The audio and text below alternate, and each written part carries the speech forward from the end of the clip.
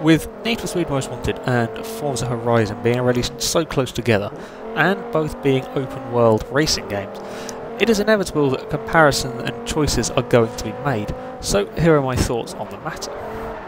Forza Horizon is by far the more sensible of the two.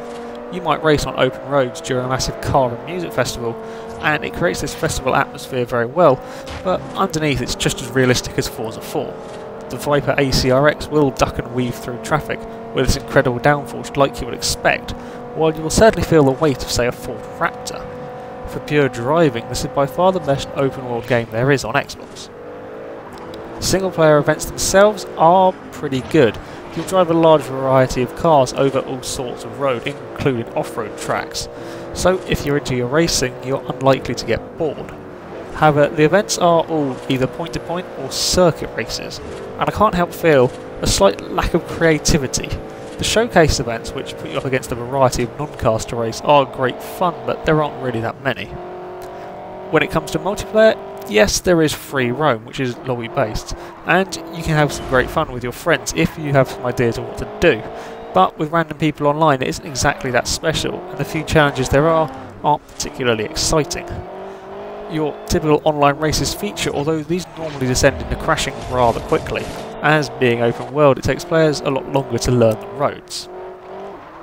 The playground games are by far the best bit, with Infection and King of the Hill proving to be a huge laugh, although Cat and Mouse isn't particularly good. The best aspect online is the levelling up system. Each time you level up you get a random gift, which could be large amounts of money or a rare and expensive car, and this lucky dip system is surprisingly addictive. If it's realism you're after, then Forza Horizon is a very good game, and considerably better than its closest rival Test Drive Unlimited 2. However, should you be the sort of person who wants to try and outrun the police with a V8 Atom, then you should seriously consider Need for Speed Most Wanted.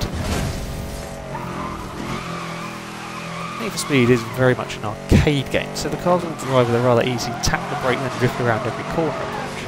However, that's not to say all the cars drive the same. A heavy muscle car, for example, feels a lot different to one of the lightweights, and while not being such a pronounced difference as Horizon, it's still quite an achievement for such an arcadey game.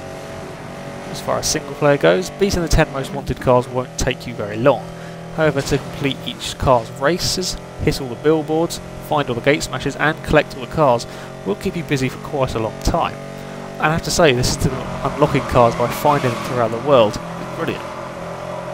Aside from the normal race types, there are also various ambush events, which have you trying to lose the cops as fast as you can, and the police will intervene on some of the normal races as well, which all go to help create a little more variety.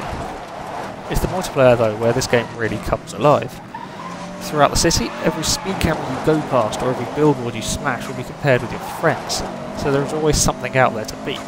The online play itself is very similar to Burnout Paradise, with a mixture of races and challenges. And for those of you familiar with Burnout, then you'll know the challenges are by far the best bit. You might have to see who can drift the furthest within a hangar, or work together to get a certain number of near misses within a concrete pipe. And since often general chaos ensues, these are always great fun. And there is always a sense of competition with whatever it is that you're doing. Bonus points are awarded to whoever arrives at the challenge locations first, and whoever contributes the most or completes the objectives first. So you're always striving to beat something. It's not perfect. One player who decides to go drive to the other side of the level and ignore the challenges can be rather annoying if you need everyone to contribute. And at times the scoring system can get a little bit confusing. I can win a race and still get less points for 4th place. However, I have to admit I spent far more time playing online on Need for Speed than I have on Horizon. In the end though, comparing these two is like comparing a McLaren MP412C and a jet-powered drag bike. They're both brilliant, but for completely different reasons. No amount of partying and free roaming can stop Horizon from being a serious racing game, but that's what it's good at, and it's miles better than its competition. While Most Wanted may share more DNA with the Burnout series than the Need for Speed one, it's by far the best arcade racer I've played in years. It all comes down to a choice: precision engineering or bonkers fun.